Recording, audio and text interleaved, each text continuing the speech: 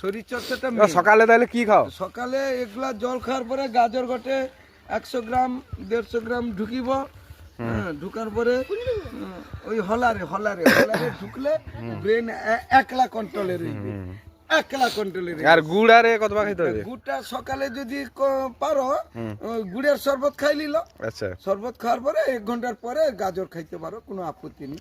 গাজরটা মোটামুটি সকালের দিকে খাইলে সারাদিন আর দুর্বল হবে নি শরীর।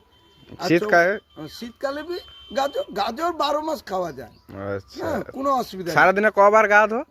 3বার। শীতকালে 3বার মিনিমাম হয়ে যায়, গরমের দিনে বি 3বার। এখন সকালবেলা তো ঠান্ডা লাগেনি? আমার ঠান্ডা লাগে না, এই তো ভিজা গামছা ঘোরা হবে গা ধোয়ার পরে, কোনো চিন্তা নেই। সব চিন্তা তুমি তো পরশু দিন এরকমই আসছিল, আমি দেখতেলি কি কদিন চলছে এধারে।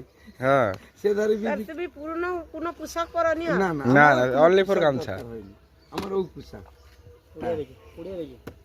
পড়বে নি, সিস্টেম করা আছে, ওটা পড়ে যাবে। এটা লিলি হবে এক্ষুনি লিলি হবে। এটা সকালবেলা তাহলে চাটা খাওয়া যাবে না? চা আমি খাইনি, চা একবারে খাওয়া দরকার নেই। আর যদি লাল চা খাও, গোলমরিচ লবঙ্গ আর দারুচিনি কাঠ আর এলাচ হামাদিস্তায় গুঁড়া করে রাখবো, ডিবারে ভরে রাখবো, চায়ের সঙ্গে একটু মিশিয়ে দিলাম লবণ আর পাতিলেবু সমেত, তার টেম্পার আলাদা।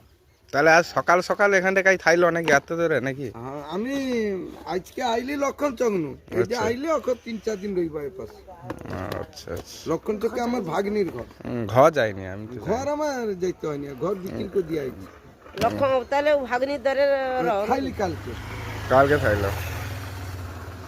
ঠিক আছে তাহলে আলতা কাকু। ব্যাস, শরীর যদি ভালো রহে সব তোমার, শরীর যদি অল্প দিনে অসুস্থ হয় সব বেকার বাবু। মেন হচ্ছে